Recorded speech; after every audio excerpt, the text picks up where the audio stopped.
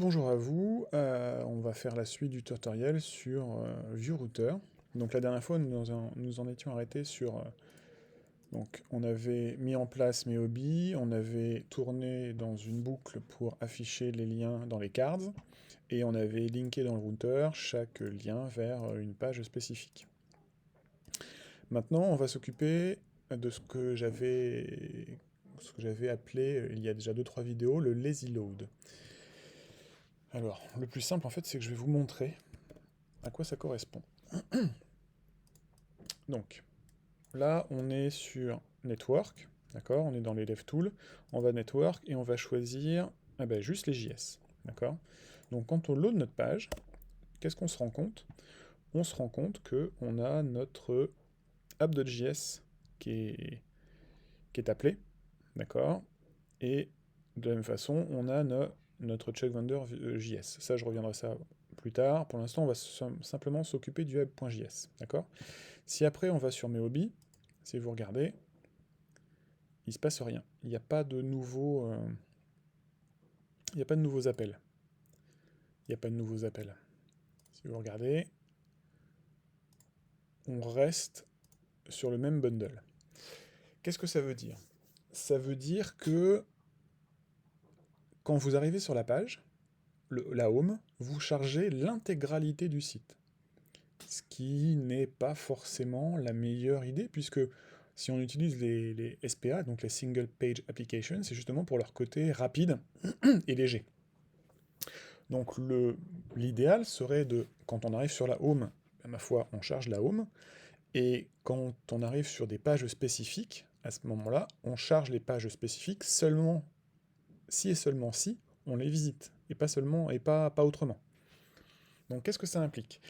Là, on va aller faire un tour dans le routeur, et vous allez voir que, en fait, on avait déjà une première idée de comment ça allait se passer, puisque le scaffolding nous l'avait permis. Regardez la route About, qui est là. D'accord? Ça, c'est les routes qu'on a faites, où on a un path, on a nommé la route, et on a le composant qu'on appelle. D'accord? La route About, elle est différente. On a le même path, on a le même name, mais par contre, le component, c'est pas quelque chose qu'on va importer, mais c'est une fonction fléchée, donc une arrow function, et c'est cette arrow function qui va faire l'import. Ok? Qu'est-ce que ça veut dire? On va revenir un petit peu sur notre page. Si on va sur le à propos, si vous regardez bien en bas, hop, d'un seul coup est arrivé le about.js. Ça veut dire que ce qui a trait à cette page-ci n'a été chargé qu'à partir du moment où on est arrivé sur la page. Donc on va reprendre exactement la même syntaxe. Donc si vous regardez bien, on a component import,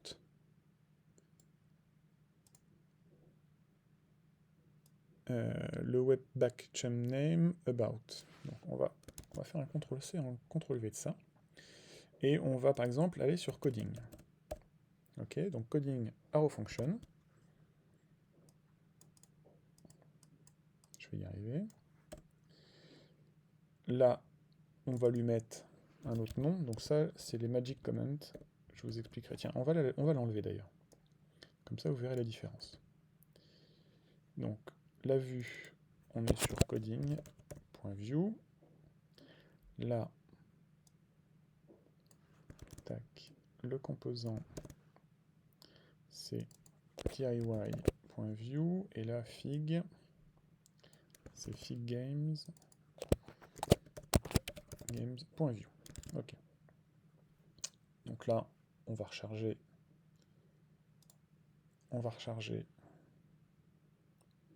notre site. Alors, à première vue, il y a une erreur. Replace ViewOB with ViewOB's view. The array is defined but never used. Ah, oui. Donc, maintenant, les imports se font de façon dynamique. D'accord? Quand on clique sur l'URL, quand on va sur la route en question, à ce moment-là, l'import se fait. Ce qui veut dire que les imports statiques qu'on a fait là-haut ne sont plus utilisés. Du coup, linter, il nous dit c'est pas bien. Alors, d'un seul coup, ça marche mieux. Donc, on recommence. Donc, vous voyez, on a fait notre app.js. Donc, on va sur mes hobbies. OK. Et là, si j'appuie sur jeu de figurines, j'ai un 2.js qui vient d'apparaître. Si j'apparais un bricolage, j'ai un 1.js. Et si j'apparais sur coder, j'ai un 0.js. Donc il a tronçonné les composants et il en a fait des micro-bundles. Donc normalement, le bundle est un bundle JS qui contient tout. Là, on a basiquement fait des chunks ou des autres bundles pour différencier du bundle général. Alors là, c'est pas très parlant, comme vous voyez, il y a 2, 1, 0, alors que quand on va sur About, on a un about.js, ce qui est quand même plus parlant. Donc on va prendre tout simplement ça, ce magic comment, qui va nous permettre de nommer les routes, enfin nommer les composants dans la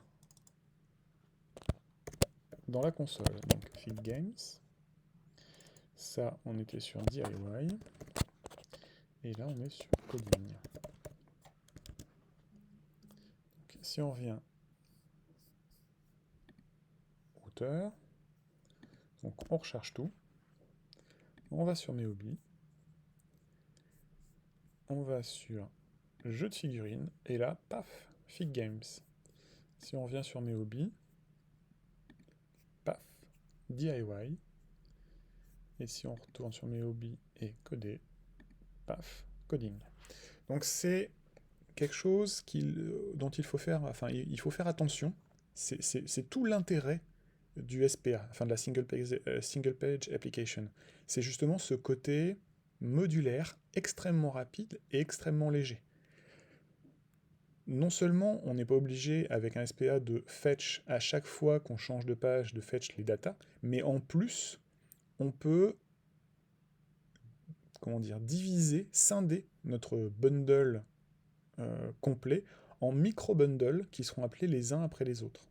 Ça augmente d'autant le dynamisme et la rapidité de votre page web. Écoutez, ça c'était pour les lazy load, les chargements paresseux. On se reverra la prochaine fois pour... on continuera à développer basiquement la page et à ajouter certaines fonctionnalités. À très vite.